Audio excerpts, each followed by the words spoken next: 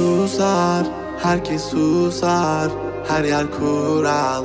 Yıkın duvarları, uğra, yanıma uğra.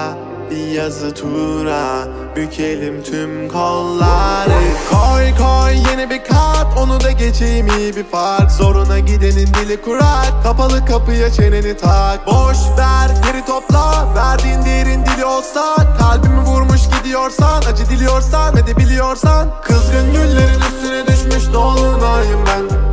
Soldum bir kere geriye dönersem yok olayım ben.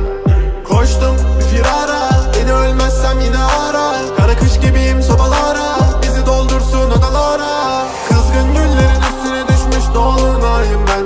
Soldum bir kere geriye dönersem yok olayım ben. Koştum bir firara, beni ölmezsem yine ara. Kara kış gibiyim sobalara, bizi doldursun odalara.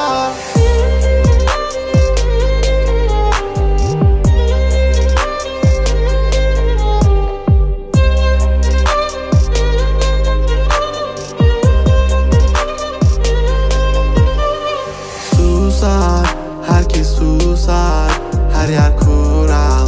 Yıkın duvarları, uğra, yanıma uğra. Bir yazı tura, bükelim tüm kolları. Normale döneceğim, hayatım versin istediğimi.